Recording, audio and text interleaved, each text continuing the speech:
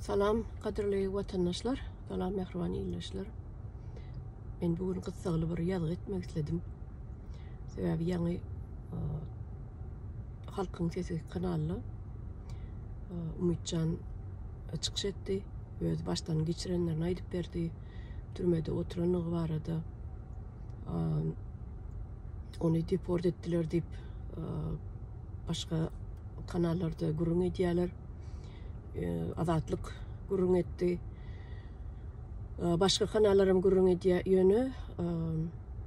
Onun Türkmenistan'a gitmediğini biz biliyoruz. Yönü ne içindir? Olurum bilyenler elbette. Yönü ne içindir? Çıkıp yalan söylüyorlar. Şol bir genrak men için. Beyliklerine deport edilen olsa edilenler belki. Hiç kim gören yok, hiç kim işsat eşten yok. Olur hakkında nemeler bulup geçiyor. Onu inne biz özümüz o biliyoruz. Esası şol edilen gurunlar halkı korkutmak için ediliyor. Onu başta bizden bilemedik oktuk. İnne gittikçe oturup fikirlenyen, göz yetiriyen hem de olin anık olup ortaya çıkıyordu. Nem için şolar iyiydi giderli özlerinin plan vayalı hep de bir kitaplar çıkıp aytmal şonu. Özler için şol halkı korkutmalı deyip plan koyulanmalı. Bunlar da yürütü protokol var yani. Ümitcanım şol spise koşupturlar. Olam gitti Türkmenistan'a deport edildi. Ne bulan diğer degen belli değil, öldürülen olmağı mümkün vay diyorlar da. Arası halkı korkutmak için aydılıyor. Edir şu yerleri, şu tayları halkı korkutmak için aydılıyor.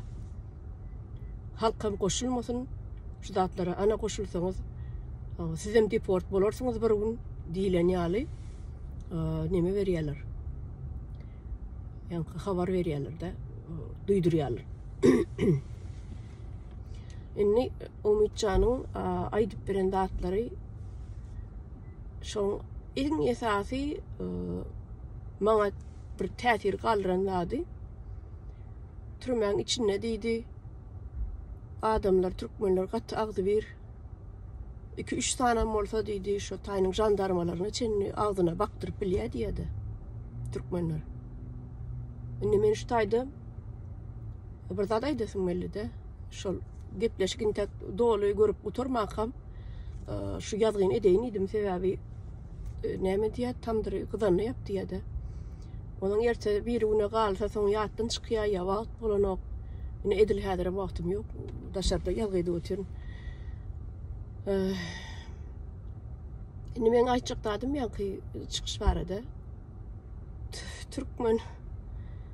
Türkmen hükümetinin fikir edişini şolun problema çözüşünü aydasın meliyede gülkü duruşuna bir satire bolup berişleri. Bunlara Türkmen yankı deport bolanları dokumentlerinin, pasportlarının sıroğu toranlarını Türkmenistan'ın içine alman, samolyot yok, ya aeroport yapık, ya aeroportta remont gidip dur, ya benzinimiz yok, ya neme samolyoda, ya zapçası yok samolyotlar uçanok. Aynı uçurmanlarım, yani uçurmanlar diyen löçükler de olanım hep de her 2 günden uçup durmalı neme şol trenirovka geçip durmalı samolyot uçmasa da pandemiye olsa da şol öz arasında 2 vilayet ya 3 vilayetin arasında uçup durmalı başka yurda gidilmese de onun bulan bahanasını şolları şol daşer yurttaki Türkmen vatandaşlarını içine almayacak olup ediyen pısı urukları var. Şu tahtlar gülkü men için. Ne için bu ne problema çözüşü içine Türkmenistan içine kabul eden oklar o Türk jandarmalarım Türk nemesi hükümetim ehli yani gelen turistlerin hem mesela dıkya kampa dıkya o tayda da ne oluyor? En gıdıklı yeri. O tayda ne oluyor? Halk ağzı birleşmeni görünüyor. Şu tayda. Sebebi oturuyan oğlanın neme sıroğu, mühleti 6 aydan 1 yıla çenni. 9 ay ama 10 ay ama 1 yıla çenni oturuyorlar da. Belki onun köpürağı oturanmadır tanamamızın. Yönü şu yerde şu cevitleşmeni öğreniyorlar. Halk ağzı bir olmanı öğreniyorlar şu türmen içinde. Sebebi seni birleştiriyen de taşta vuran kahvavlı bir yerde oturmak, bir yerde yaşamak, bir yerde çörek yemek. Seni şu zatları biriktiriyor. Türkmenin hükümeti size değişli.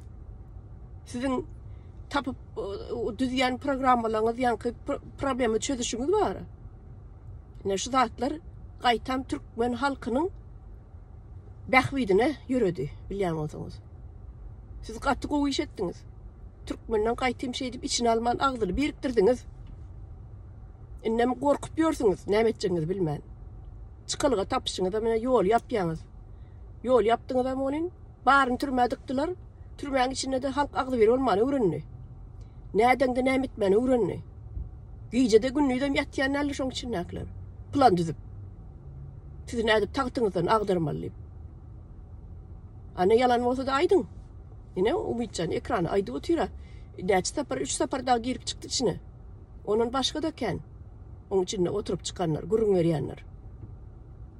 Siz neme de aslında şu padişahlar neme oluyor da samsık oluyor da. Hakikaten samsık oluyor padişahlar. Ne için yine erteki köpek okuduk da. Ne sizden o kaldı erteki o. Şu Goli Karol de erteki vardı. Şu yalan açıvalın halkı şunun korkusunu sen şeyle bir ovadan yeşigin var deyip uyuyordu onu. Öyle olalım Karol'um çıp yalan aç. Şu yankı Berdi Muhammed'lerim yalaka nemeler var. Taşta vuranı kurşap alayan yalaka katlaklar var. Şu katlağı deme olsa da leppey deyip pavu senki doğru deyip şeydi paçaları öttüren oklar yankı yolbaşları realne durmuşu demet mana realne durmuştan daşlaştırıyorlar. Ne şunu aytacak oluyor. Realne durmuştan daşlaştırıyorlar. Nerede ak, nerede gök, nerede yaman, nerede goğuy. Şu zatların parkını bilmedi hale ne diye. Hanım paçaları vlast bilen pul azdırıyor. Samsığı diye. Hakikaten samsığa öğrülüyor. Birinciden sen taşta oranda öptür solar. Eden işin hem zaten öptür solar. İkinciden pul gelip dursa bir yerden sen der dökmen yine muhtunu yakıp dursa seni tid azdırıyor. Şu pul sen der dökmen alan olsun. Şu pul gelen olsun. Seni katı tid azdırıyor. Pul neçe köp olsa muhtarı ol has beter azdırıyor. İyidin tapmaz yani diye. Yine neme Berdi Muhammed'lere değişli yankı. Aydan zatlım. Halka içine almadığınız olun. Sizin tersinize karşınıza işledi. Halkın ağzı birikti. Türmenin içinde oturup. Yapın yine de yolunuzu. Köprek yapın. Uzorak yapın. Hasam qoğur. Türkmenler neyli oldu gördünüz mü? Yine ayda otira neme. Dili bile ayda otir içindeki bolan zatları. Yine Türkmenler şeydi vatana yankı hainlere karşı ne edip görüşmerdini giyeceğiniz planını düzüyorlar. Ne berekella. Katı doğru diyorlar.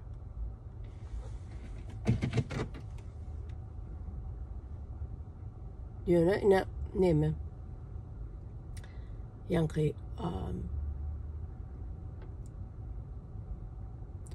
yürüyecek olan mayın tapsam yolladım da durup yazıya değiniydim.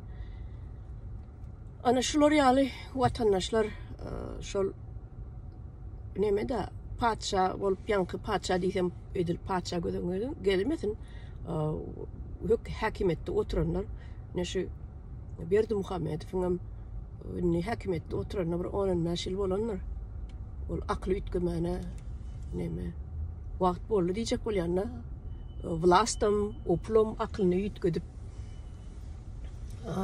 ütgütmene vakt bolu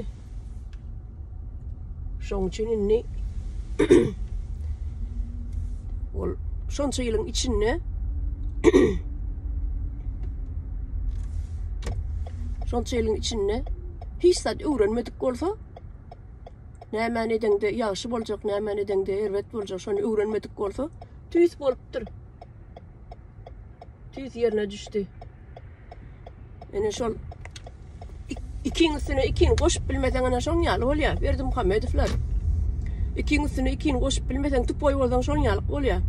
Halka içine alan ok bolin, türmedik ýalar. O taýda da halk birikkä.